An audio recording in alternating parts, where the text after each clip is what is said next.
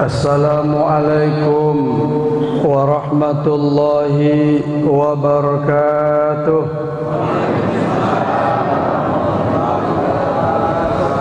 Alhamdulillahi rabbil alamin, alladzi alimul ghaibi wasyahadah, huwar rahmanur rahim. Wassalatu wassalamu ala asyrafil anbiya'i wal mursalin, imamul muttaqina wat tahirina was salihin. Wa qala Allah ta'ala fi kitabihil karim, a'udzu billahi minasy syaithanir rajim. Bismillahirrahmanirrahim. Innal ladzina amanu wal ladzina hajaru wa jahadu fi sabilillah ulaika yarjuna rahmatallah wallahu ghafurur rahim. Sesungguhnya kata Allah, orang-orang yang beriman, orang-orang yang melakukan hijrah, orang-orang yang berjihad di jalan Allah, maka mereka semata-mata mengharap rahmat Allah Subhanahu wa ta'ala. Dan Allah Maha Pengampun lagi Maha Penyayang. Al-Quran Surah Al-Baqarah ayat 218. Sadaqallahul Azim. Yang saya muliakan para umara, ada Pak Camat, Pak Lurah, sampai kepada RT yang hadir pada saat ini. Yang saya muliakan para ulama, orang-orang tua kita yang mungkin tidak bisa saya sebutkan satu persatu. Bapak Ibu, anak-anak muda, anak-anak kita yang sangat kita banggakan menjadi penerus agama bangsa dan kampung kita ini. Mudah-mudahan mereka semua menjadi anak yang soleh. Amin ya rabbal alamin. Bapak Ibu rahimakumullah, kita bersyukur pada Allah Subhanahu wa ta'ala karena Allah dengan kasih dan sayangnya telah menjadikan kita di antara hamba-hambanya yang beriman. Saya melihat di wajah Bapak Ibu ini ada tanda orang-orang yang beriman. Satu di antaranya Allah sebutkan dalam Al-Quran surah Al-Fat ayat keempat. Bismillahirrahmanirrahim. Huwallazi anzalas sakinata fi qulubil mu'minin liyazdadu imanam ma'a imanihim. Dialah Allah, kata Allah, yang menurunkan sakinah, yang menurunkan ketenangan ke dalam hati-hati orang-orang yang beriman. Aku tengok wajah apa, wajah omak subuh ko tonang sadunya. Cuma entah tonang dek khusyuk atau dek mengantuk. Mengantuk pun insya-Allah dapat pahala. Bapak Ibu rahimakumullah, waktu selalu berjalan dan tidak ada satupun yang bisa menghentikannya. Hari berganti hari, datanglah minggu. Minggu terus berjalan disambut oleh bulan.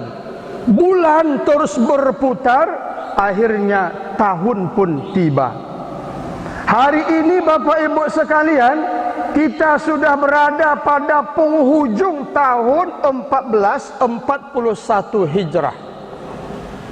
Tepatnya saat ini kita berada tanggal 26 Zulhijjah 1441 Hijrah. Kalau umur kita panjang, Allah masih memberikan kita kesempatan, insya Allah nanti malam Kamis ketika matahari terbenam Rabu sorenya, besoknya Kamis, maka kita akan bertemu dengan 1 Muharram tahun baru Islam 1442 Hijrah. Bapak Ibu, oleh sebab itu pada subuh ini saya kembali ingin mengajak kepada kita semua untuk mengenang satu peristiwa yang sangat penting dalam sejarah Islam, yaitu peristiwa hijrah atau migrasi dalam bahasa kerennya.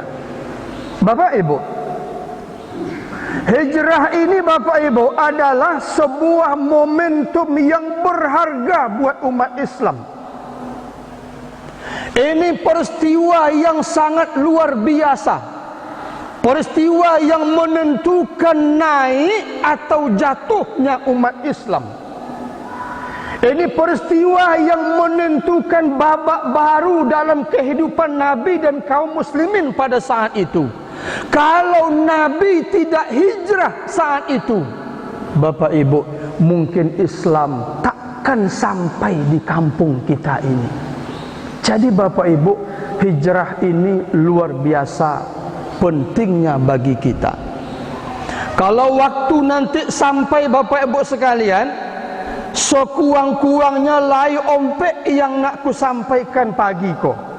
Ya. Yang pertama, hijrah itu Bapak Ibu, dia sebuah momentum untuk memperbaiki motivasi kita dalam beribadah. Ini Pak startnya. Kenapa Bapak Ibu ini saya sampaikan? Ada sebuah hadis Nabi yang mengatakan dulu kepada sahabatnya, ini hijrah perkara besar. Bisa kita bayangkan Pak, kampung tinggal, semua harta, rumah, kebun tinggal, anak istri yang tak mau beriman tinggal, dan perjalanan ke Madinah tu jauh, dan di negeri orang Madinah belum tahu lagi nanti seperti apa kehidupannya. Ini perkara besar. Maka Nabi kumpulkan sahabatnya, bahkan sampai di Madinah Bapak Ibu sekalian, Nabi mengulang kata ini kepada sahabatnya. Apa kata Rasul? Innamal a'malu binniyat. Wahai sahabatku, kata Nabi, sesungguhnya amal-amal kita ini tergantung oleh niat kita. Wa innama likulli rimmi amanawa. Dan setiap yang kita lakukan, pahalanya sesuai dengan apa yang kita niatkan. Kata Nabi, Pak, ini yang penting. Faman kanat hijratuhu ilallahi wa rasulihi fa hijratuhu ilallahi wa rasulih.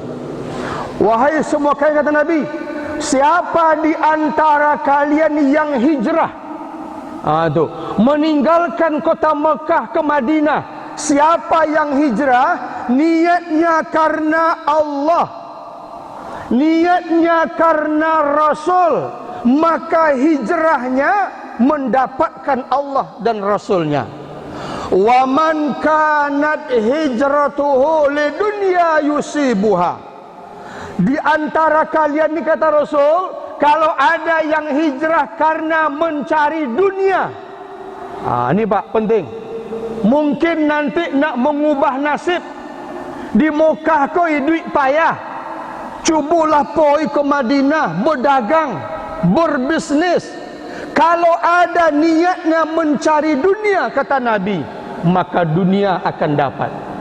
Au imra'atin yankihuha, kalau ada niatnya untuk menikah seseorang, fahijratuhu ila ma hajara ilaih, maka dia akan mendapatkan apa yang dia niatkan.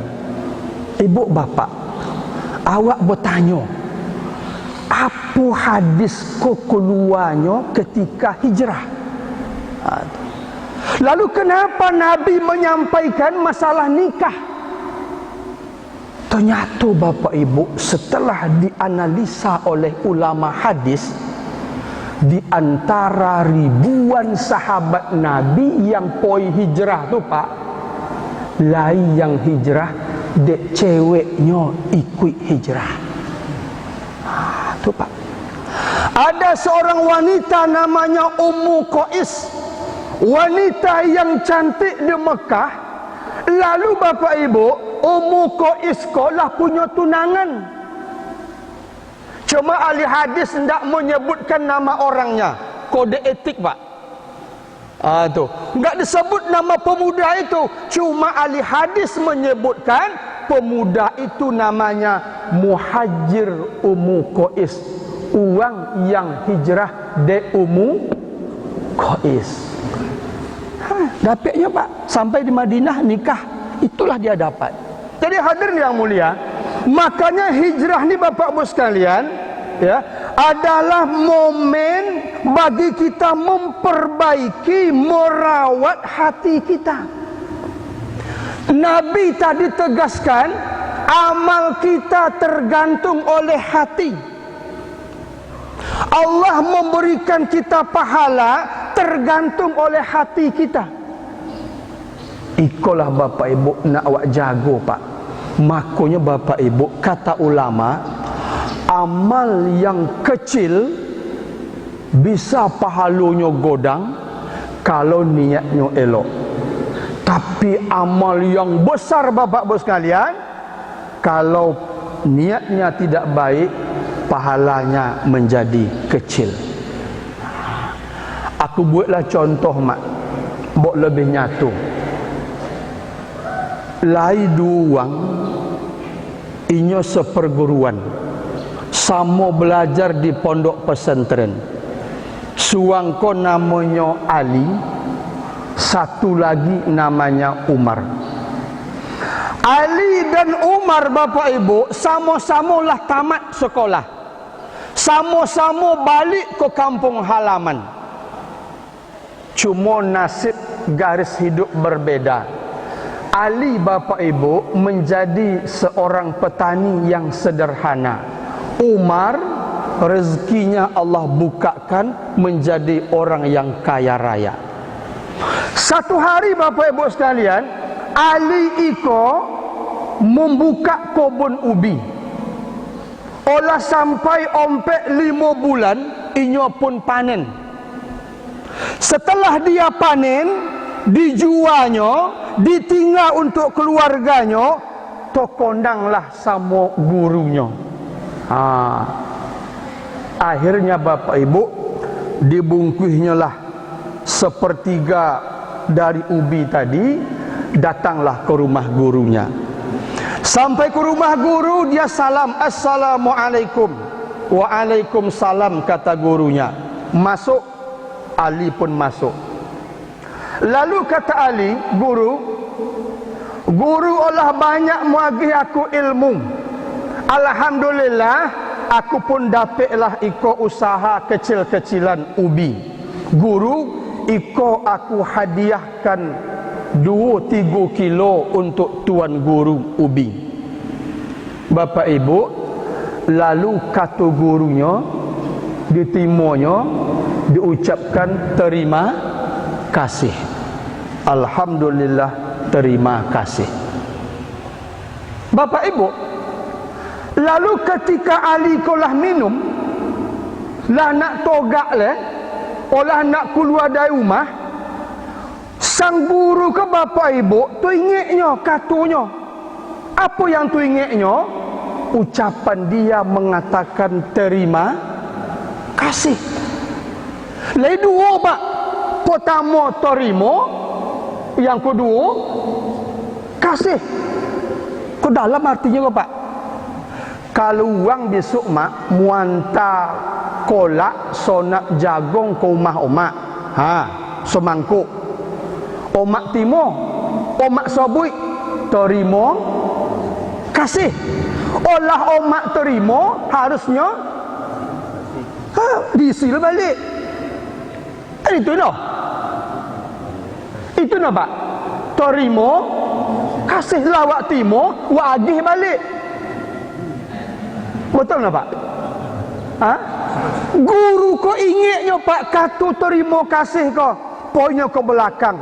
Ditanya sama istrinya, Bu, apa lain di rumah awak ko sebagai ucapan terima kasih kepada Ali? Inyolah muanta ubi ku awak, apa pula awak agih kunyo? Kata istri tuan guru ko, Pak Ustaz, di rumah awak ko inok lai apa tidur doh. Lai doh. Lalu kata bininya ko, cuma Pak, di belakang rumah awak lai kambing suikua. Kambing Pak. Tu. Kata gurunya kok ini ngapa dah? Pokoknya deklah aku menyebut terima kasih. Kan? Deklah diterima atau dikasih. Agihlah Ali seekor kambing. Bapak Ibu, Ali pun dapat kambing. Balik ke rumah. Di tengah jalan bapak ibu sekalian, suruh sama Umar, kawannya kau. Kata Umar, Ali, di mana bang dapat kami yang kau? Mau aku tadi pergi ke rumah guru. Lalu dia agih guru ku kami yang. Hebat tu guru awak tu.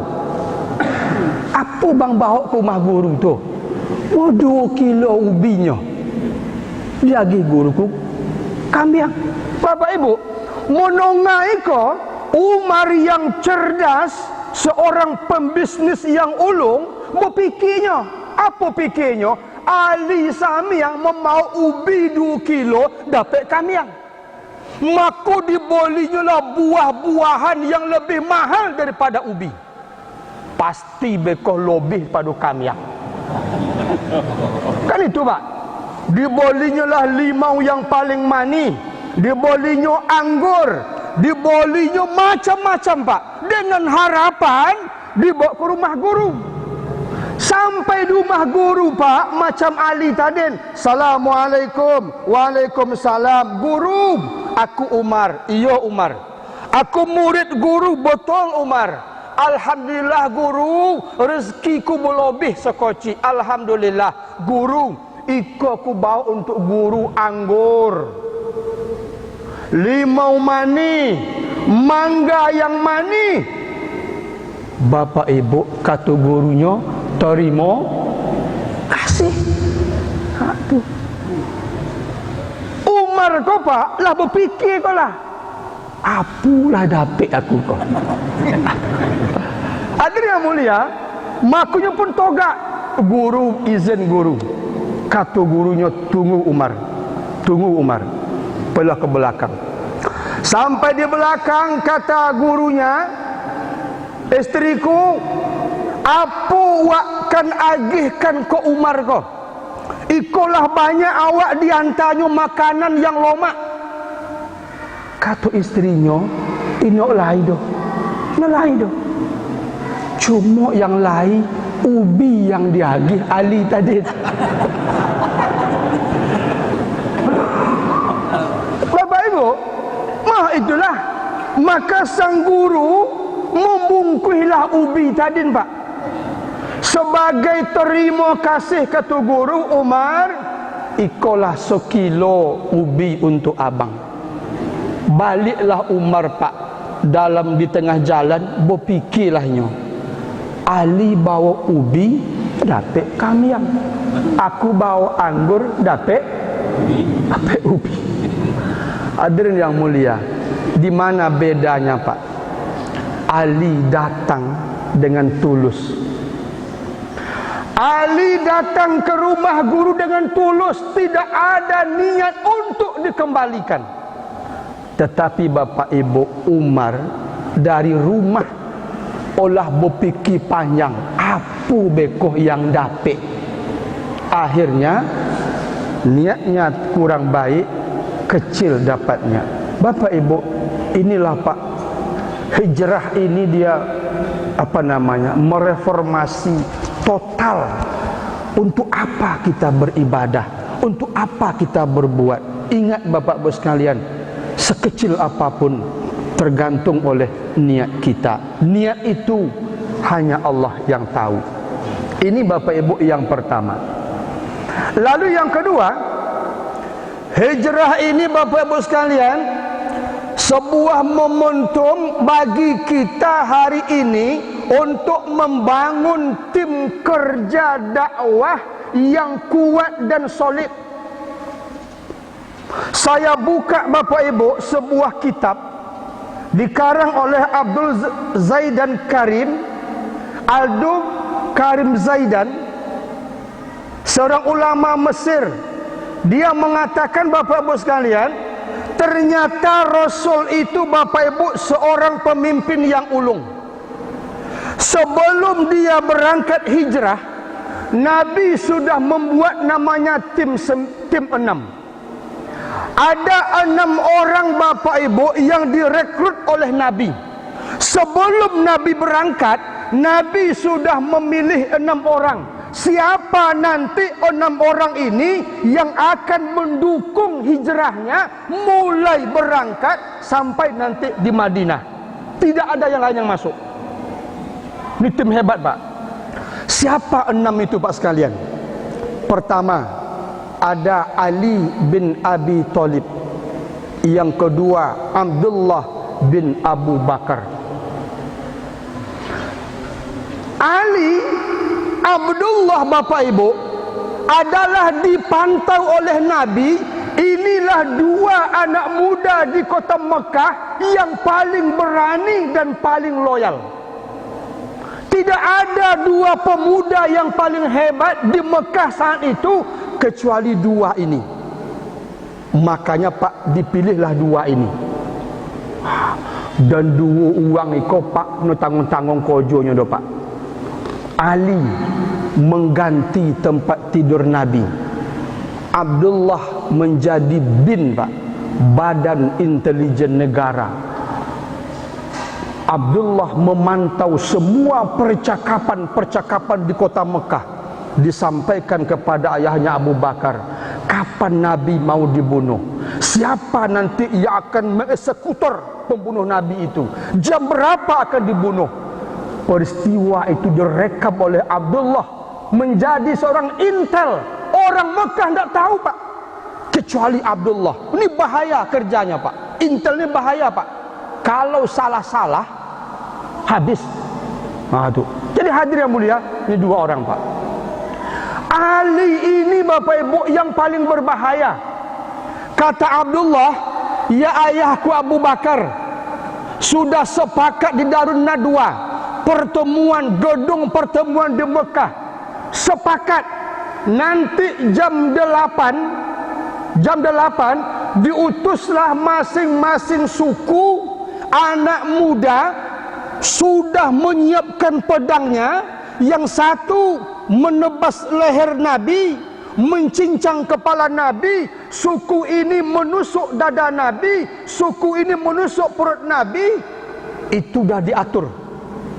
Maka Abdullah katakan kepada ayahnya, ayah, jam 8 nanti malam itu Nabi akan dibunuh. Bapak Ibu sekalian, maka Nabi panggillah Ali. Sekitar matahari sudah terbenam Bapak Ibu. Maghrib tiba, Nabi mengambil selendang, ditutuplah mukanya, dipanggil Ali. Ali, abang malam ko tidua jateh tompek tidur aku. Aku jam 8 bekoh ni akan dibunuh. Cuba Pak bayang itu Pak, ya kan? Bayang itu Pak sekalian. Aku contohlah Pak Camat awak ko ha. Kata Pak Camat ko, long katanya, aku nak sekolah ke Jakarta sebulan. Selama aku sebulan ke Jakarta ko, ku agihlah ulung mengganti aku camat kepenuhan ko. Diagihlah Pak jabatan mengganti Pak Camat sebulan. Oh nak no. Onak apa? Onak apa? Camat. Motor pelat merah. Apalah rumah lai. Tunjangan godang. Ini apa camat? Bapak-ibu sekalian, semua kita mau Pak. Tapi coba kalau Pak Camat bilang long atau nakan katanya, aku malam bekoh jam 8 akan dibunuh. Aku nak melarikan diri. Oh nak no abang mengganti aku di rumah kau. Berapa Pak? Oh nak no? Kalau aku Pak, kau nak doh. Makanya hadirin yang mulia, Nabi Pak memilih Ali. Kenapa Ali dipilih? Karena anak muda. Anak muda kok Pak pemberani. Dan anak muda kok ulun banyak tanggungannya leh. Kalau awak dipilih Nabi, saat itu sahabat Nabi sudah berkeluarga, berfikir panjangnya. Anak Nabi, kalau mati beko bini siapa makannya? Anak aku bapa citonya. Panjang Pak. Makanya Nabi memilih dua orang Pak sekalian, Ali, dan yang kedua dipilihlah Abdullah bin Abu Bakar. Bapak Ibu, ini anak muda Pak. Itu. Yang kedua, Nabi Bapak Ibu memilih orang tua. Siapa orang tua pilihan Nabi? Abu Bakar As-Siddiq radhiyallahu anhu. Nabi sadar Pak. Nabi tahu sehebat apapun anak muda harus dikawal oleh orang tua. Tak bisa Pak. Itu. Kenapa? Apa Bapak Ibu bedanya anak muda sama orang tua? Bu, beda cuma satu Pak. Orang tua pernah menjadi muda, anak muda belum pernah menjadi. Itu bedanya Pak. Orang tua tu kaya pengalaman Pak. Tutur katanya lembut. Itu orang tua. Maka Nabi sadar, ini anak muda tak bisa dihandalkan saja, perlu orang tua. Maka Nabi memilih di antara sahabat yang banyak. Inilah dia Abu Bakar, teman setia, mertua dia, orang yang kaya dengan pengalaman. Penting Pak, ini dakwah harus ada unsur ini. Yang ketiga, tim yang keempat yang dibangun oleh Nabi adalah seorang wanita, namanya Asma binti Abi Bakar. Aduh. Asma itu Bapak Ibu, apa tugasnya? Tugas dibawa oleh Nabi adalah Asma ini untuk membuat perbekalan Nabi selama 3 hari di Gua Sur. Maka Asma lah Bapak Ibu yang membuatkan makanan setiap malam itu diantar ke Gua Sur. Dan itu kojonya luar biasa Pak, nyawa taruhannya ya? Dan terakhir Bapak Ibu sekalian, ketika 3 hari Nabi sudah berada di Gua Sur, detik akan berangkat, maka Asma datang ke tempat Gua Sur, membawa semua harta kekayaan ayahnya Abu Bakar. 40.000 dirham Bapak Ibu sekalian, semua uang ayahnya tidak ada tersisa di rumah. Inilah pengorbanan Asma Pak. Sebagai seorang anak, dia katakan kepada datuknya Abu Kuhafah, wahai datuk, ini memang tidak ada uang. Wahai ibu, kita tidak ada uang, tapi ini demi agama. Tidak apa-apa ya, tidak apa-apa bu, tidak apa-apa datuk, Allah akan menolong kita. Bapak Ibu sekalian, ketika Asma ingin meletakkan makanan di leher ontanya Nabi, ternyata Asma lupa membawa sesuatu untuk pengikat. Ternyata Bapak Ibu, Asma itu dia punya ikat pinggang dari kain, dikoyaknya Pak, dibolah duanya kain pengikat pinggangnya itu ya. Yang satu dibuatnya lah gulungan, diletaknya makan dalam ikat itu, diikat ke leher onta, yang satu kembali untuk pengikat perut dia. Makanya Asma digelar dengan Zatin Nataqain, pemilik dua ikat pinggang. Ibu bapak, omak-omak ko pak, inok boleh wak tinggalkan do pak. No boleh dah pak. Apapun perjuangan kita dalam agama ni pak, ini ibu-ibu ndak bisa wak lopehkan pak. Aduh, ibu-ibu ko pak, kalaulah imannya naik, yakinnya sempurna pada agama, apa semayang di rumah pak, ditulaknya tu ke masjid. Betul pak, ditulaknya, pergi ke masjid, pergi ke masjid. Betul pak. Kalau dah punya sempurna, maka ibu ni penting pak sekalian. Dia pendukung dakwah kita pak. Bapak, sehebat apapun pun bapak nak bersedekah, nak berimpak, nak berwakaf, kalau suami isteri bapak tidak mendukung, no jadi do pak. Aduh, no jadi do pak. Ini ibu ni penting pak. Imam Al-Qurtubi bapak ibu sekalian, ketika dia menafsirkan surah Al-Baqarah, surah Al-Fatihah ayat 1, menafsirkan kata a'udzubillahi minasyaitonir rajim, aku berlindung dari godaan syaitan yang terkutuk.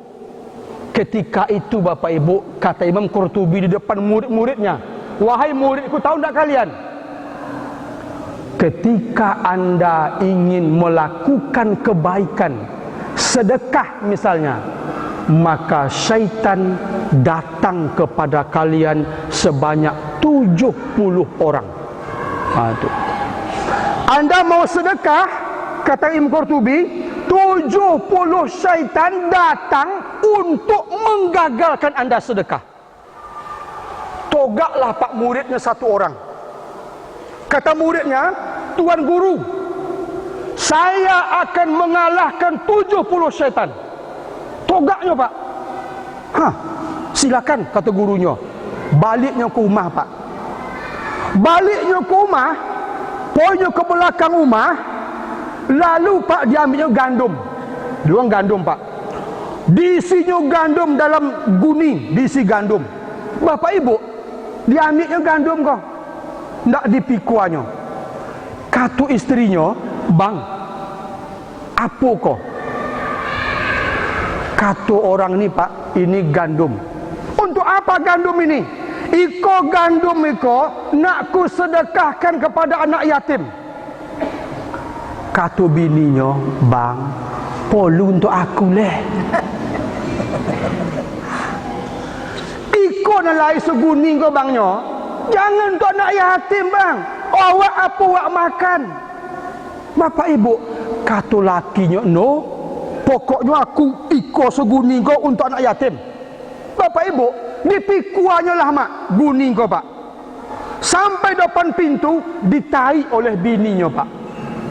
Gugua jatuhlah pak guni tadi pak, berserakan gandum tadi. Lalu sang murid pak pergi balik ke masjid lagang iko. Kata Imam Qurtubi, apa kata beliau? Buat apa? Buat apa cerita? Kata guru juga.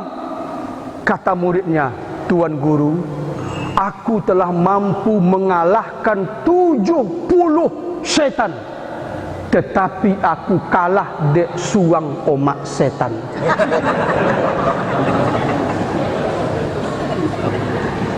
Bapak ibu, makanya ibu-ibu ni pak pendukung dakwah kita pak.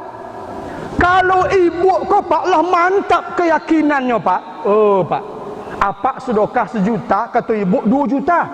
Untuk abang 1 juta, untuk aku 1 juta. Itu nantinya.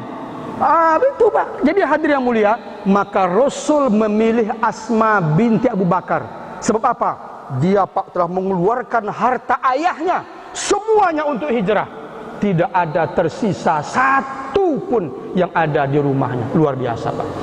Yang kelima pak, Rasul merekrut seorang budak namanya Amir bin Fuhairah, seorang budak Bapak yang miskin, yang tak merdeka, tapi Nabi melihat dia ini Bapak Ibu orangnya khusyuk, maka dialah yang menemani Nabi sampai Nabi ke Madinah.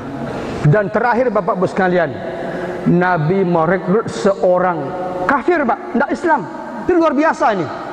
Seorang navigator, seorang penunjuk jalan yang ulung, seorang supir onta yang ulung, yang tahu jalan, yang jalan itu tidak biasa untuk ke Madinah.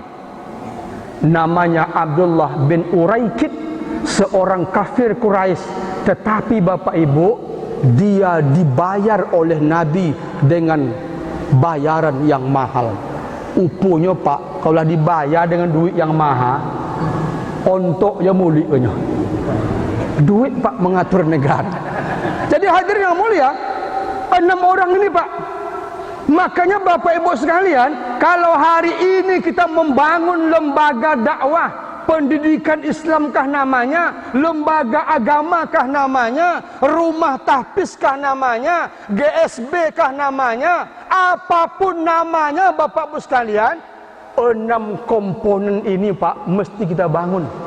Ini nilai hijrah luar biasa Bapak Ibu sekalian, yang barangkali Bapak Ibu kalau 6 ini solid, insya Allah seberat apapun akan kita nikmati keberhasilannya. Bapak Ibu terakhir Pak sekalian, ketika Bapak Ibu Nabi sampai di Madinah, ya, Nabi Bapak Ibu merasakan sebuah kebahagiaan yang tak terbayarkan Pak. Artinya Bapak Ibu sekalian, hijrah itu bermuara kepada sebuah kemenangan. Apa Omak bisa bayangkan? Hijrah itu Bapak Ibu sekalian lamonyo 14 hari. Bukan sebentar Pak. Dari rumah Nabi menuju Gua Sur, di Gua Sur selama 3 hari. Perjalanan dari Gua Sur menuju Kuba, karena Nabi dah letih, 7 hari Pak. Kalau Bapak Ibu lah pernah haji umrah, itu jaraknya 520 kilo. Aduh, jauh Pak sekalian. Maka dulu Nabi menempuh jalan ini selama 7 hari. 3 hari berada di Gua Sur, 7 hari sampai ke Kuba. Tetapi di Kuba Nabi berhenti 4 hari. Kenapa berhenti Pak? Nabi seorang pemimpin yang luar biasa. Nabi memastikan apakah di Madinah situasi aman atau tidak. Ini Pak, sebab di Madinah ada orang Nasrani, di Madinah ada orang Yahudi, di Madinah ada orang asli Madinah yang belum beriman kepada Nabi, dan di Madinah ada orang munafik. Di Mekah cuma orang kafir Pak. Lawan nampak Pak, cuma mukmin kafir. Di Madinah Pak berat. Ada orang Nasrani, orang Kristen, ada orang Yahudi, ada orang musyrik yang belum beriman, dan ada yang bahaya orang munafik. Maka Nabi Bapak Ibu mengutus Ali. Ompe aigo Pak. Luar biasa, hijrah luar biasa Pak. Ya. 4 hari Nabi berdiam di Kuba, menunggu sudah amankah masuk atau tidak. Dan selama 4 hari maka Nabi membangun masjid Kuba, lebih kurang 12 kilo dari kota Madinah. Bapak Ibu, ketika semua sudah aman, sudah 4 hari Nabi di Kuba, badan pun sudah sehat, sudah kembali normal, maka Nabi berangkat. Bapak Ibu, ketika sampai di lembah Wadi namanya Pak, ya, ketika akan memasuki kota Madinah, rupanya Pak ompe ai betuik-tuik uang Madinah tu Pak lah berkumpul menyambut Nabi. Cuma zaman dulu Pak, nak layan HP dah, nak tahu berita dah.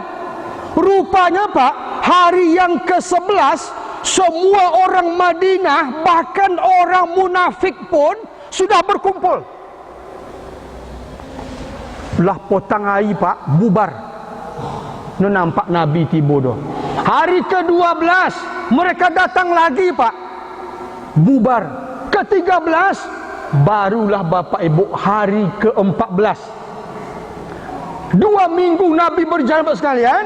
Hari ke-14 maka semua penduduk Madinah berkumpul, tak terkecuali. Ikut hebatnya Pak, ya, dengan tujuan satu saja. Nak menengok lagang apa tu Nabi tu.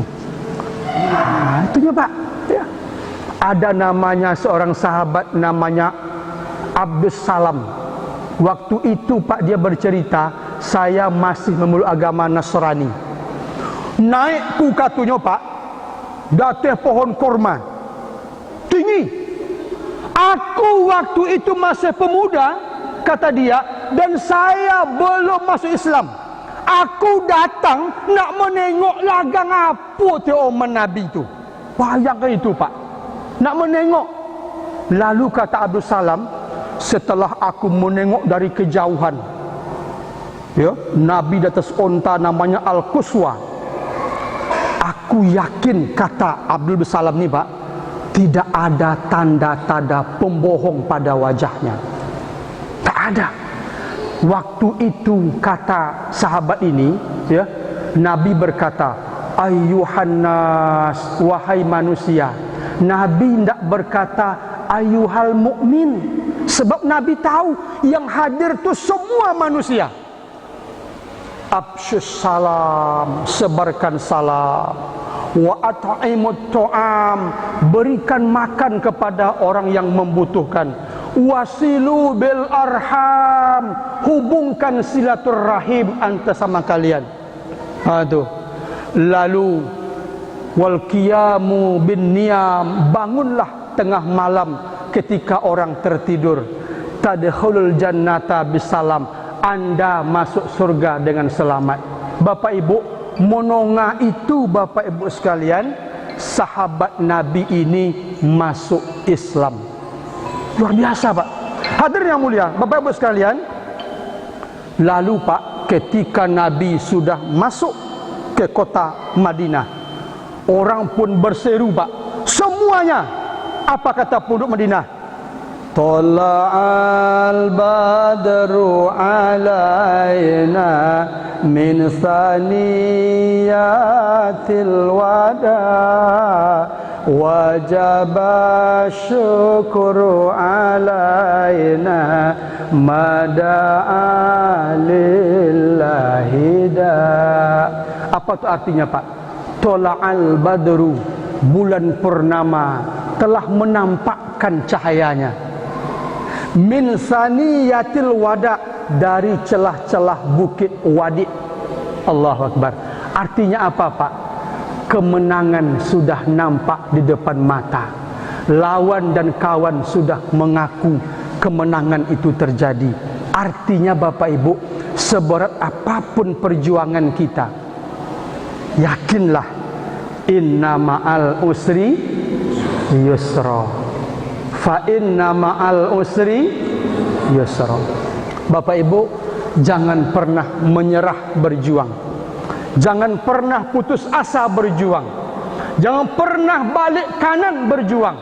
Yakin hijrah memberikan contoh kepada kita, seberat apapun akan bermuara pada sebuah kemenangan. Bapak Ibu, semoga ada manfaatnya. Terima kasih. Wassalamualaikum warahmatullahi wabarakatuh. Astagfirullahaladzim.